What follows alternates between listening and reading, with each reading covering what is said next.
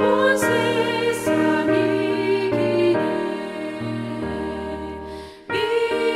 믿음이 이기네 믿음이 이기네 주 예수를 믿음이 온 세상이 기네 온 인류만 위괴율로 큰 죄에 빠지니 진리로 띠를 띠고서 늘 기도드리세 참 믿고 의지하면서 겁없이 나갈 때 주 예수 믿는 힘으로 온 세상이 기네 믿음이 이기네 믿음이 이기네 주 예수를 믿음이 온 세상이 기네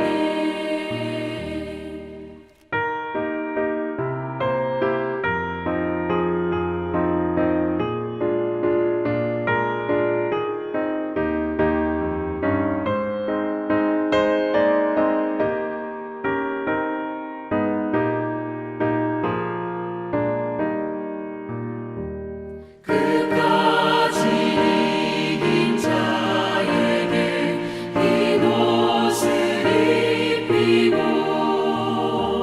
또 영생복을 주시니 참 기쁜 일일세 이 어두운 세상 지나서 저 천성바다로 주 예수 믿는 힘으로 온 세상이 기네 믿음이 이기네 믿음이 이기네 주 예수를 믿음이 온 세상이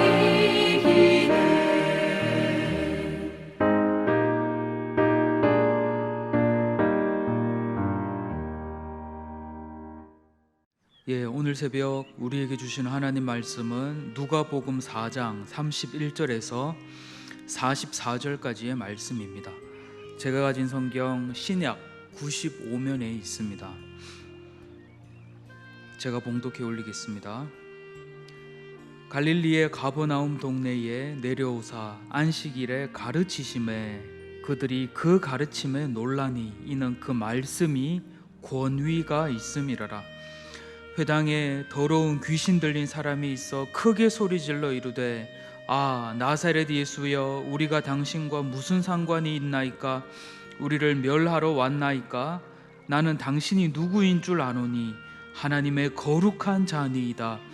예수께서 꾸짖어 이르시되 잠잠하고 그 사람에게서 나오라 하시니 귀신이 그 사람을 무리 중에 넘어뜨리고 나오되 그 사람은 상하지 아니한지라.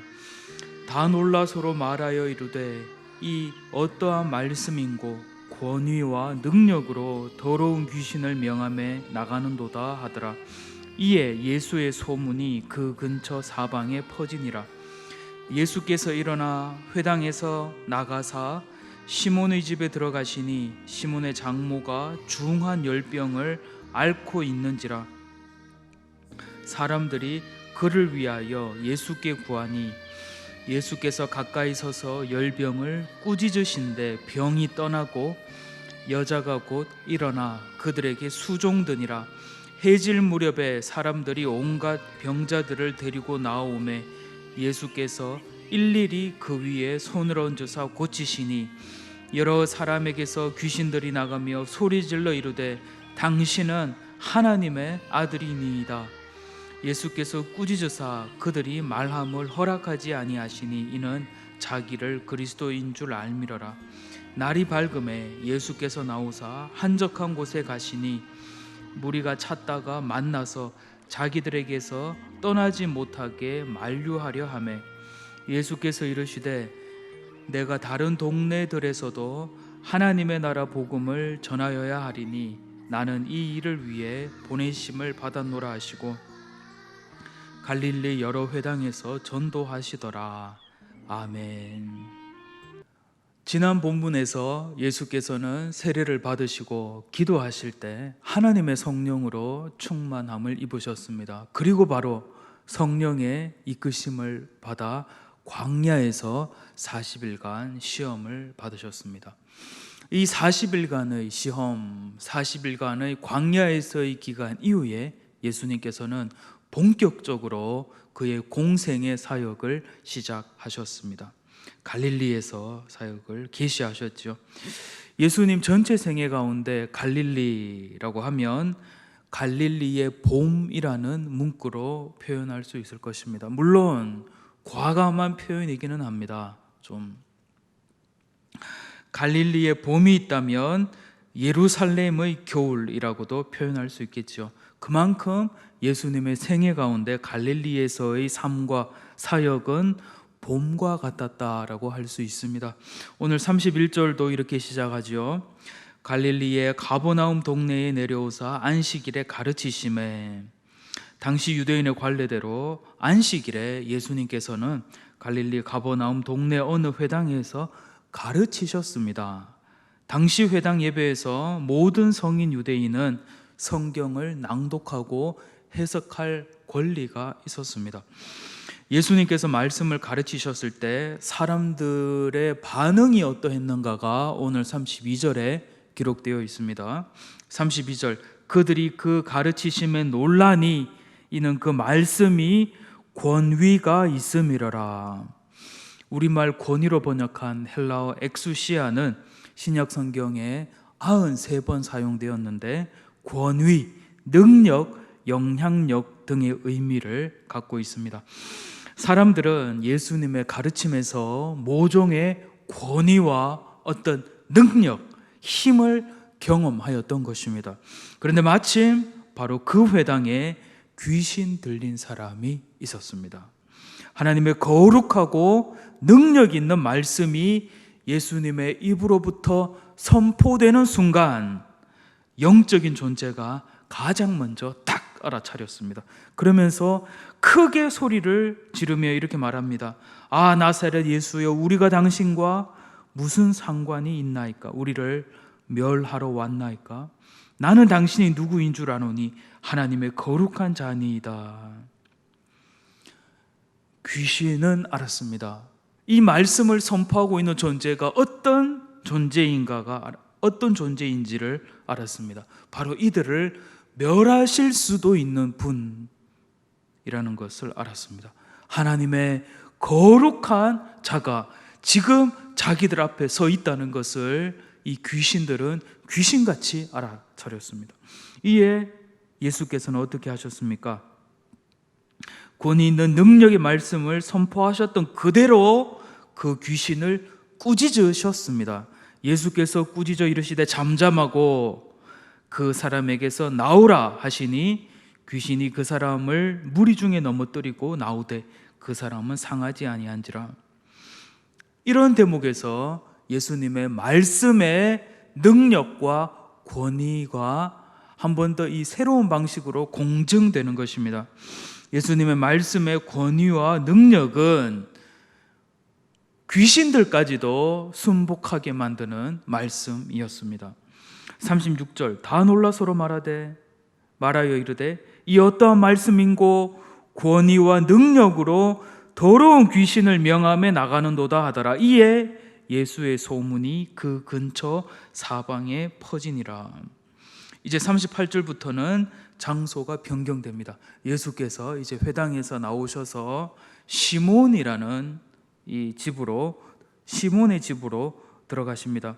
시몬의 장모가 열병을 앓고 있었고 사람들은 예수께서 고쳐주시기를 간구하였습니다. 이에 예수께서는 39절, 예수께서 가까이 가서 열병을 꾸짖으신데 또 꾸짖으십니다. 그 입에 말씀으로 예수께서는 열병을 꾸짖으십니다. 이에 병이 떠나고 여자가 곧 일어나 그들에게 수종드니라. 여기서 우리는 예수께서 병을 고치는 방식에 대하여 저자 누가가 어떤 부분에 주목하고 있는가를 확인할 수 있습니다. 복음서 안에서 우리 예수님께서는 수많은 병자들을 고치셨습니다. 오늘 40절과 같이 일일이 손을 얹어 고치시기도 하고, 또 어떤 사람이 지나가다가 예수님의 옷자락을 붙잡으면서 병이 낫기도 하였는데, 오늘 이러한 본문에서는 예수님께서 어떻게 병을 낫게 하십니까? 그 입에 말씀으로 꾸짖어 하나님의 거룩한 말씀을 선포하셨던 그 방식대로, 귀신을 꾸짖어 내쫓으셨던 바로 그 방식대로 우리 예수님께서는 열병을 꾸짖어 그 병을 고치셨습니다. 이것은 오늘 31절부터 반복해서 언급되는 예수님의 말씀의 능력, 말씀의 권위가 어떠한가에 대한 연장선으로서의 설명이라고 할 수 있죠. 예수님께서 말씀하시니 귀신도 두려워서 떠는 것입니다.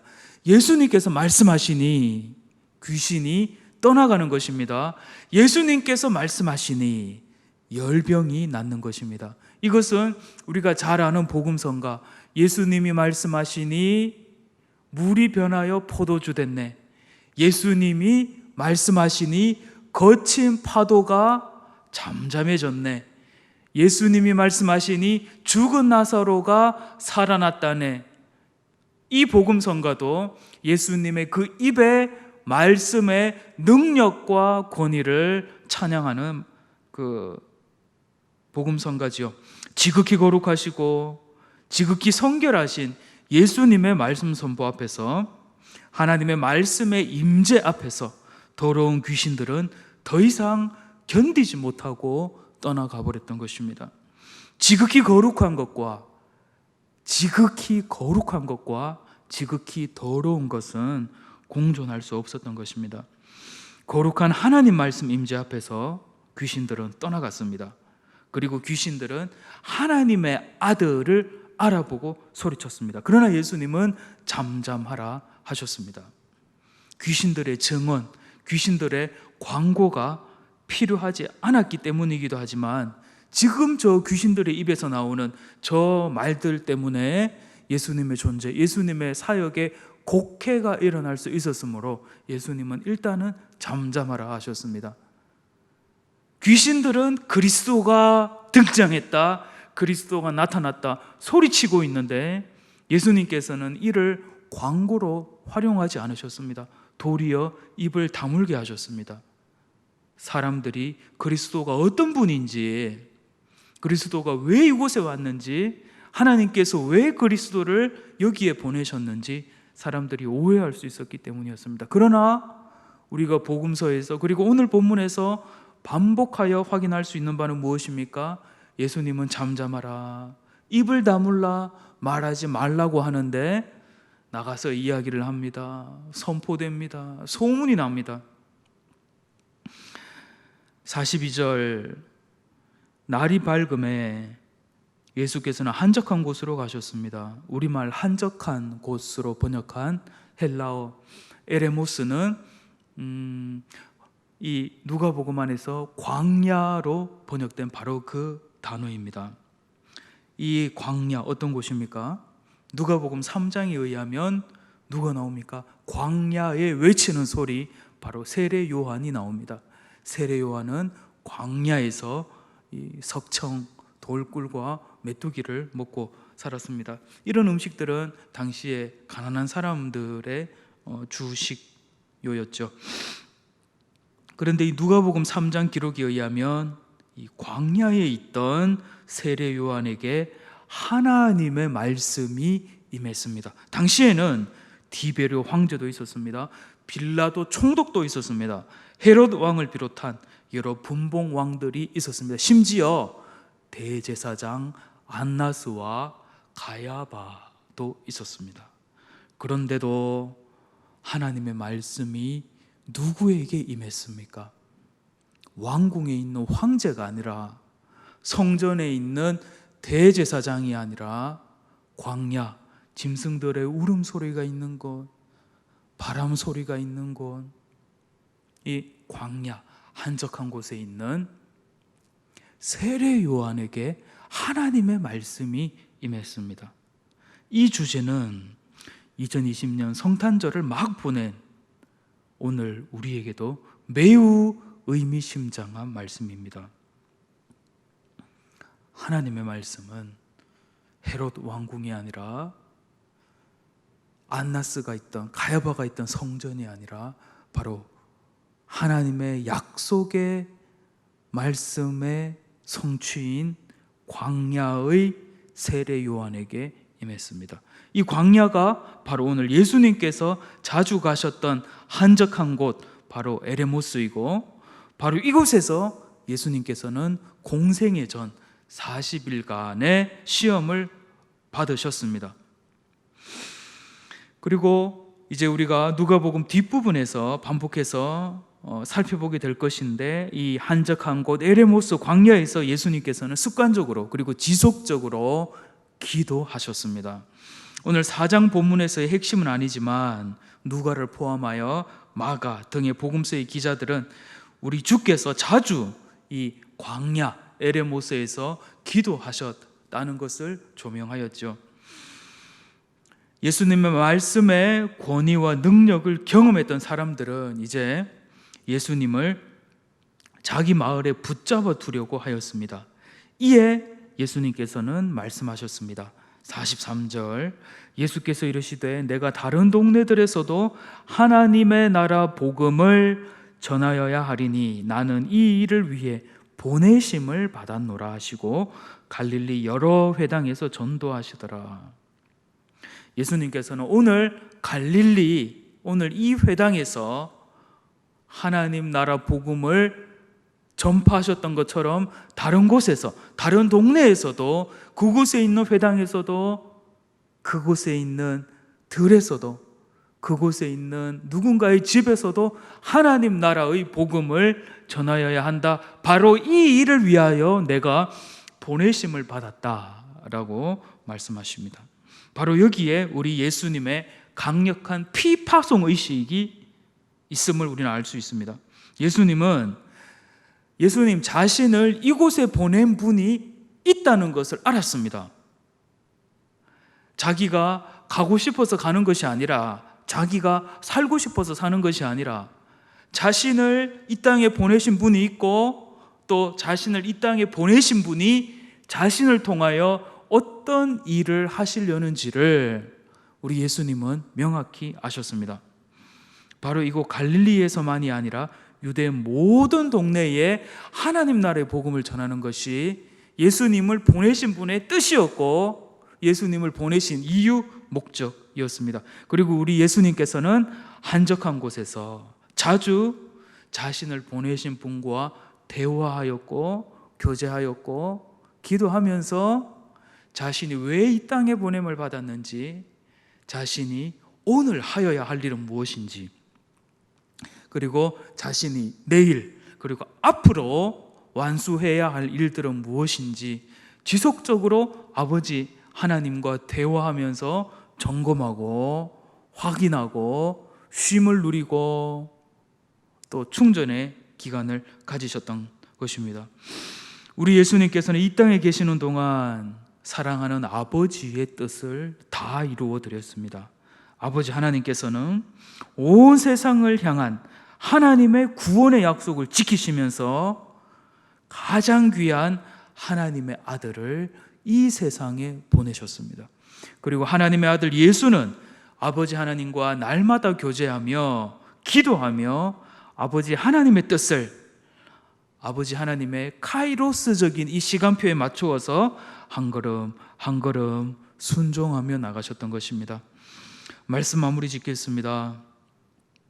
오늘 누가는 본문을 시작하면서 무엇보다 회당에서 선포하시는 예수님의 말씀의 권위와 능력에 대하여 조명하였습니다. 그리고 이 주제에 대하여 누가는 36절 무리의 말로 멋지게 요약하였지요. 이 누가의 특징은 아주 요약을 잘한다는 것입니다. 우리가 앞으로도 살펴보겠지만 잘 요약을 합니다. 시작하기 전에 요약한 것을 딱 이야기하고 시작하기도 하고, 또 오늘처럼 딱 마치면서 또 이렇게 멋지게 요약을 잘합니다. 36절, 이 어떠한 말씀인고 권위와 능력으로 더러운 귀신을 명함에 나가는도다.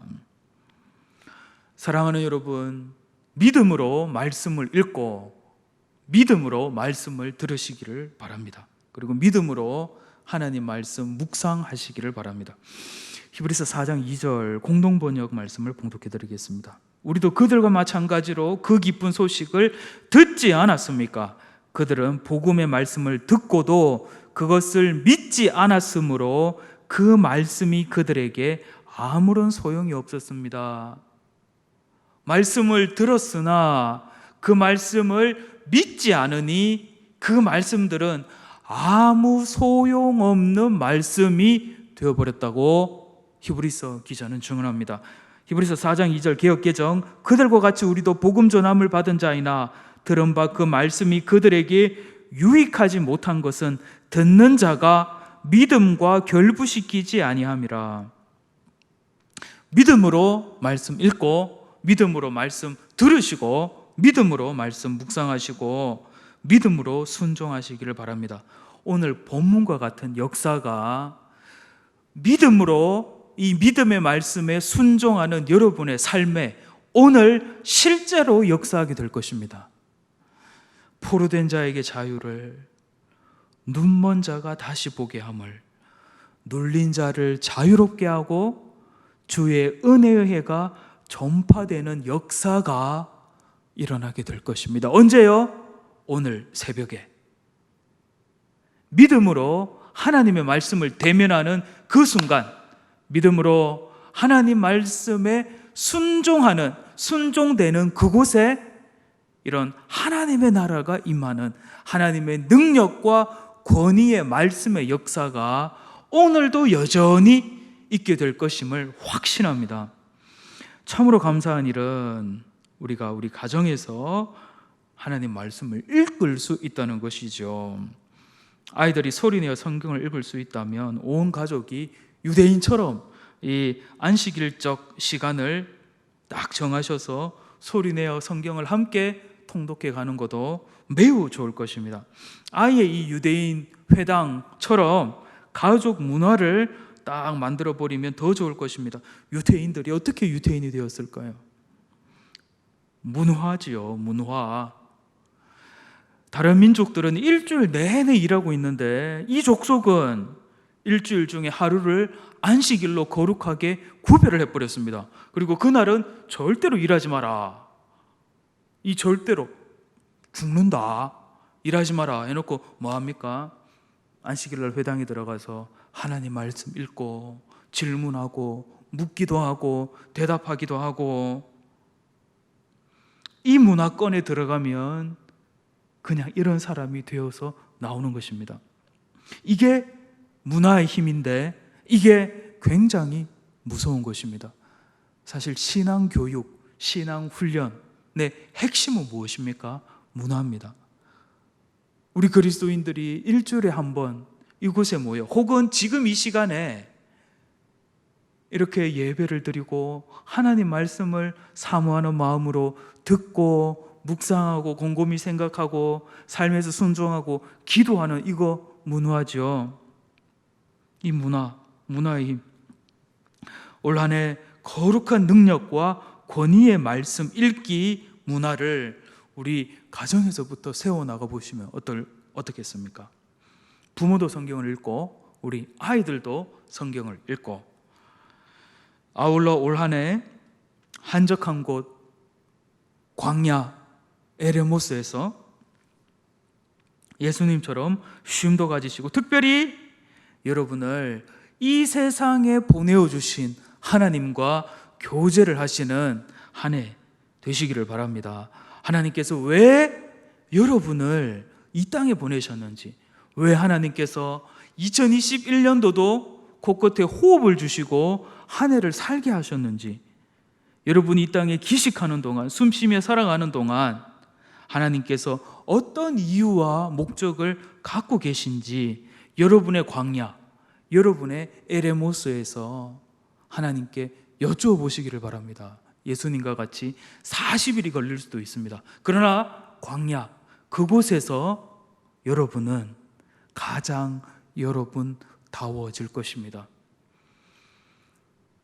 세상 사람들이 볼 때는 짐승들의 울음소리만 있는 곳이고 지나가는 바람 소리가 있는 곳, 어떤 매력도 없고 왜 그곳에 가야 하는지 갈 이유가 없는 곳이지만, 하나님의 말씀은 광야에 있는 세례 요한에게 임했습니다. 우리 주님은 광야로 가셔서, 에레모스로 가셔서 그냥 돗자리 펼쳐놓고 쉬기만 하셨습니까? 그렇지 않습니다.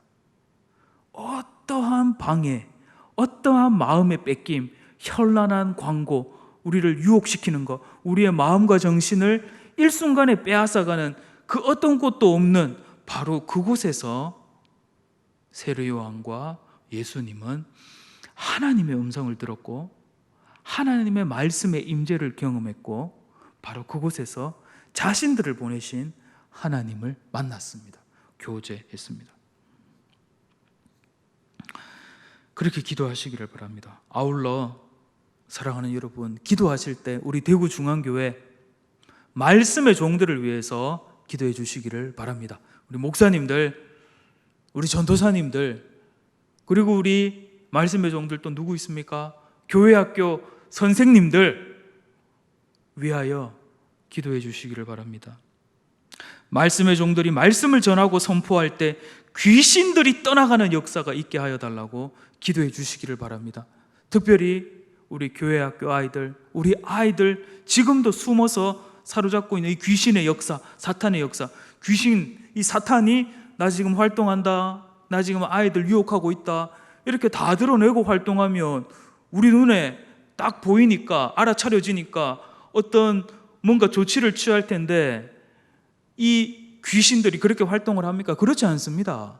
끊임없이 자신의 신분을 숨기면서, 속이면서 자기를 드러내지 않고 우리 아이들을 유혹하고 우리 성도들을 유혹하고 죄짓게 만들고 하고 있는 것이죠. 우리 하나님의 말씀의 종들이 하나님의 말씀을 선포할 때 하나님 능력 있게 하여 주시옵소서, 권위 있는 말씀 선포되게 하여 주시옵소서.